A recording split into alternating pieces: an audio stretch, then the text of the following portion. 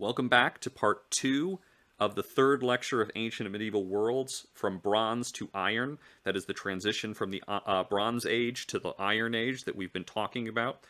Last time we looked at what the Bronze Age was like in ancient Greece and talked about Mycenaean and Minoan civilization there. We're going to look at two other regions that were extremely important in the late Bronze Age and going forward. We're going to look at their geography. We're going to talk about the cultures that we see there, the Hittites in Anatolia and the Canaanite civilizations of the Levant. And then we're going to talk a bit about the actual transition technologically from bronze to iron. This leads us to an important discussion, although unfortunately brief, about Anatolia. What was going on in Anatolia or Asia Minor, what is largely subsumed by the modern nation of Turkey, in the late Bronze Age? Well, the short answer is a lot. Anatolia was an incredibly important place, and it had been for thousands of years at this point. It's a crossroads of civilization between Europe and Asia. It's often called Asia Minor. But Anatolia as a peninsula is surrounded by seas. The Black Sea to the north, and thus linking it to the Russian steppes, the Aegean to the west, and thus Greece and Europe, and the Mediterranean to the south, and thus Egypt and the Levant. Mountains separate Anatolia from Mesopotamia and the rest of the Middle East, like the Iranian plateau that we'll be looking at in our next lecture. But these mountains are not too terribly difficult to cross, and it is in these mountains that the Tigris and Euphrates River that define Mesopotamia have their sources. Anatolia is a little bigger than Texas, and unlike most of the other regions we've looked at, has a lot of variety in its terrain.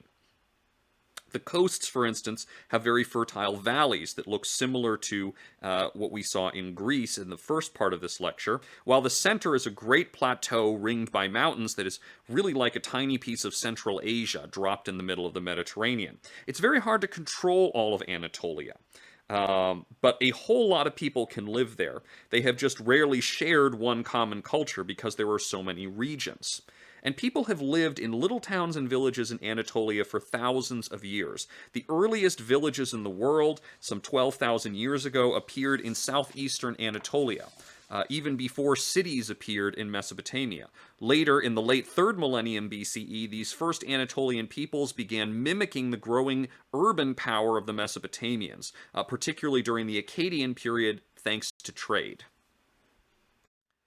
But the first real empire in Anatolia was created by newcomers, or at least is associated with newcomers called the Hittites, who seem to have arrived in Anatolia around 1650 BCE and reached their peak around 1300 BCE.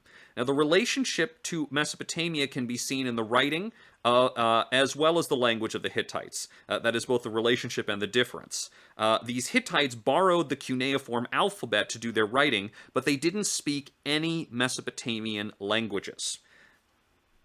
In fact, Hittite is the first recorded, that is written down, Indo-European language. What's an Indo-European language? Well, I'm speaking one right now. English is an Indo-European language. But so are French, German, Russian, Iranian, that is the Persian language, and Hindi, all the way over in India, hence Indo and European, stretching from the Indus, India, to modern-day Europe.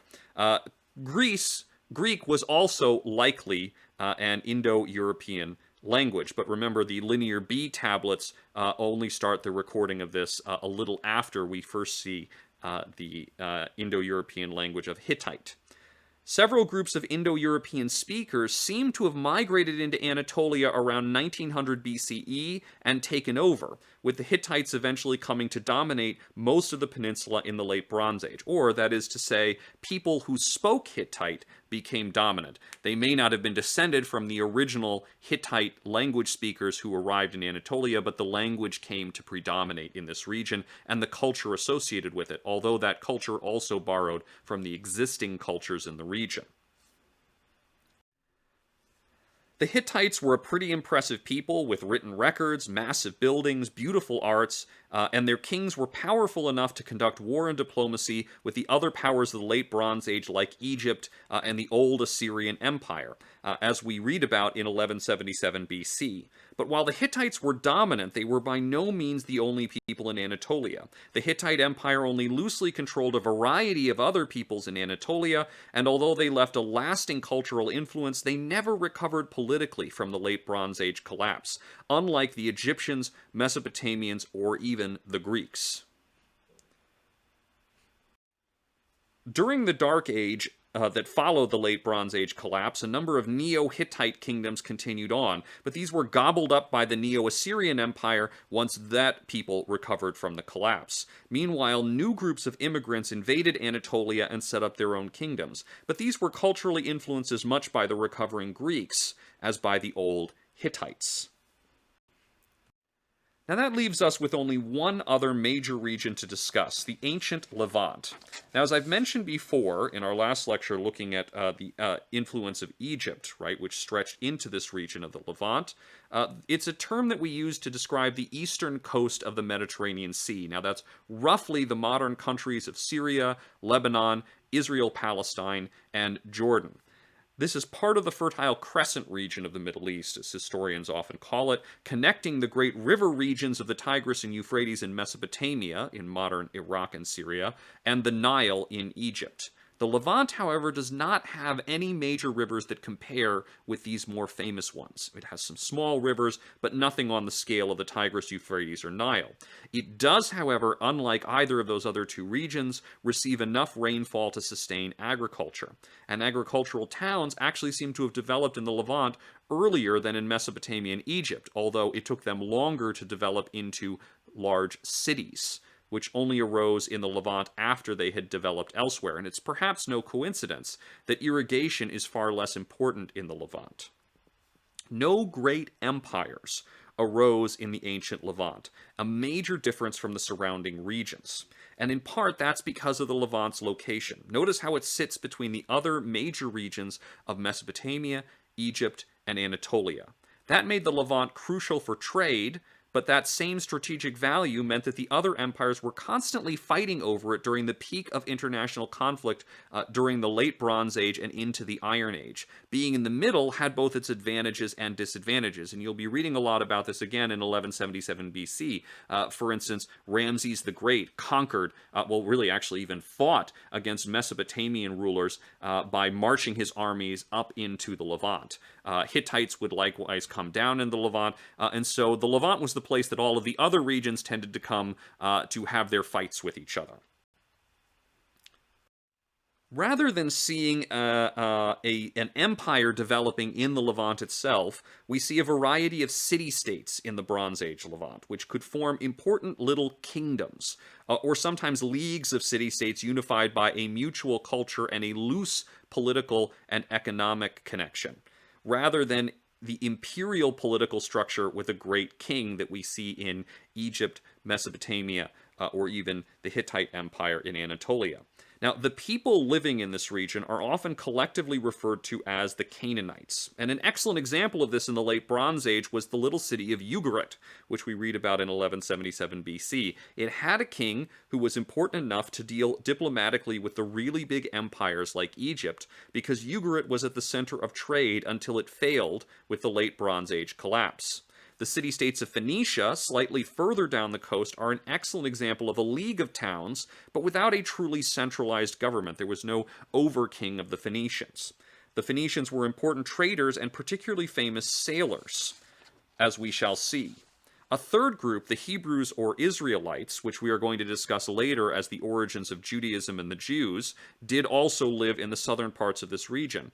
But at this time in the Late Bronze Age, there wasn't much to distinguish them culturally from other Canaanites. They were just another group of rival petty kingdoms or tribes. All of the Canaanite peoples of the Levant shared certain common cultural features, believing in similar gods, creating similar arts and architecture, and speaking similar languages, Semitic ones, like ancient Akkadian or modern Arabic. They were strongly influenced by both Mesopotamia and Egypt, and later by the Hittites. Sometimes the Levant more generally is called Canaan, particularly the southern parts, and from which we get the name Canaanites. Sometimes it's also referred to as Syria, particularly the northern part, which at one point was conquered by the Assyrians, from which the name Syria derives. Now, notice importantly here that Syria, as a general term for the region, does not overlap exactly with the modern nation state of Syria, which is much smaller in general, but also extends in different directions. But notice again their location, right in the middle of the three great late Bronze Age empires of Assyria and Mesopotamia, Egypt under Ramses and his heirs in the New Kingdom, and the Hittites. That made the Levant a battleground, subject to constant invasions as the great empires vied to expand and deny each other the ability to take over this important region. So while the Canaanites suffered devastation during the late Bronze Age collapse, and some important centers fell, like we see with Ugarit in our reading, this region actually ended up recovering quicker, and indeed flourished as never before. The Phoenician city-states, for instance, really reached their peak during the Dark Age in Greece, because finally they don't have any Egyptians or Hittites or Assyrians beating them up, but they can have a few centuries to flourish on their own. These Phoenician cities during their flourishing began to use their fleets of ships to establish trade and even colonies across the Mediterranean, further west than the civilized city life of the Middle East had ever extended before the collapse. These Phoenician colonies were an important way of transmitting culture via trade further west, and later European and North African culture owes a lot to the Phoenicians, often going unacknowledged by modern peoples, in part because these colonies, as we shall see, later lost out in a rivalry with Rome. But that's more than 500 years after the events we're describing right now in the period right after the late Bronze Age collapse. Here you can see Phoenician colonies are in yellow. Later Greek colonies will be in red. And the most obvious example of this expansion is that it also led to an expansion of one of the great developments of the Canaanite peoples, in particular the Phoenicians, the first true alphabet, a writing system based entirely around a limited set of symbols representing sounds rather than the complex writing systems of cuneiform or hieroglyphs, or even the linear A and B. This is the first true alphabet, the Phoenician alphabet, developed shortly before the collapse but flourishing after it. It was the Phoenician version of the alphabet, a much easier symbol system with only 22 letters to learn, there were no vowels in the Phoenician alphabet, that formed the basis of all later European and Middle Eastern alphabets, eventually replacing the much more complex and difficult hieroglyphs and cuneiform. And it is indeed this Phoenician alphabet, as we can see here in this chart, that is going to be the basis of a new Greek alphabet. Remember, the Greeks had forgotten linear B, so the Greek alphabet that we think of today is based on the Phoenician alphabet, and from the Greek alphabet developed the Roman alphabet that we use today and that you can see on this slide depicting the word Phoenician alphabet. That is the Latin alphabet. It's not the English alphabet. There is no such thing as the English alphabet. All right. But there's another way that the supposed Dark Age after the late Bronze Age collapse was anything but a Dark Age. Not only is that geographically specific, as in this Dark Age in Greece was actually a time of flourishing for Canaanite civilization, particularly the Phoenicians, it was also in this period that the discovery of ironworking was refined and proliferated across every region that we've talked about so far. Now, the technology to produce bronze, as we saw, had spread across the Middle East and beyond around 3300 BCE, at around the same time that villages were turning into cities in Mesopotamia during the Uruk period. That was back in Lecture 1. Bronze is not a natural metal, but an alloy, a combination of copper strengthened with about 10% tin. Accessing mines of copper and tin was therefore crucial in the Bronze Age, but both were rare in the Fertile Crescent region of Mesopotamia, the Levant, and Egypt, and had to be imported as part of all that trade that we saw in 1177 BC. In fact, it's really the basis of this trading network, trying to get access to both copper and tin to make iron. Copper in particular came from the island of Cyprus, relatively nearby, and which gives its name to the metal, which is the old name for Cyprus, cupreus, Cu, is still the chemical name, the chemical symbol for copper to this day. But tin is much rarer and had to be imported from well beyond the Middle East. Now, the technology to shape iron seems to have become widespread just before or during the late Bronze Age collapse, starting around 1200 BCE. People had known how to make iron before that. It seems to have developed in the Middle East and possibly in West Africa as well, and had even mined it and made objects from it, but not on a widespread scale. Iron melts at a much higher temperature than copper or tin, so the process of shaping iron is difficult to achieve with the primitive wood-fed fires of the Bronze Age. It requires much more wood, which of course is not abundant in the Middle East in places like Egypt or Mesopotamia. There aren't big forests to feed these fires. Even once the heating process was perfected, bronze remained in use for over 1,000 years alongside iron because iron had a number of disadvantages compared with bronze. While iron is harder than bronze, it is also more brittle and likely to break rather than bend. An iron sword was liable to shatter against a bronze sword. Iron also rusts much more readily than the oxidation process associated with bronze, which is called verdigris, a very technical term. But that's why bronze turns a sort of greenish color. That's oxidation, but it's much less damaging to the bronze than that red rust, that red or brown rust that you see developing on an iron object. Rust will fundamentally damage an iron object in a way that verdigris will not fundamentally damage a bronze object. Now, eventually, people learned to mix other materials with iron to produce various alloys, and we call these various alloys of iron steel, that fix a number of these deficiencies, but that took centuries, and it's a process that's really ongoing. So why bother with iron at all if bronze has some of these major advantages? Well, because iron ore was much more abundant in this region than copper or tin. You didn't have to alloy it. If you had an iron deposit, you didn't need anything else. You didn't need those distant tin deposits. Combined with the loss of access to bronze caused by the loss of trade accompanying the late Bronze Age collapse, iron use therefore proliferated. By 800 BCE, most ordinary people had iron tools and pots, in a way that bronze had never become readily accessible beyond the elites in the Bronze Age. And that's an important thing to point out. The late Bronze Age is a very impressive time period technologically. It should be respected for what they were capable of doing with what was available to them. But bronze was really an elite material. It was an item of conspicuous consumption, and ordinary people had very little access to it, which made their lives much harder. Imagine all the things that are necessary to have as metal: pots and pans, agricultural tools, knives, and so on, that you really need to be metal. That would have been very rare amongst ordinary people in the Bronze Age. One of the things that the Iron Age makes possible is for ordinary people to have metal tools out of this iron, as deficient as it was in many ways.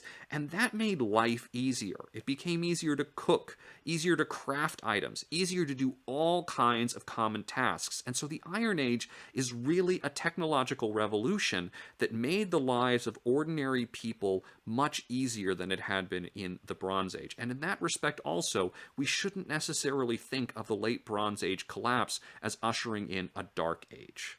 All right, well, thinking about that going forward, next time we're going to be turning to the great empire of the early Iron Age, the Persians, so look forward to that.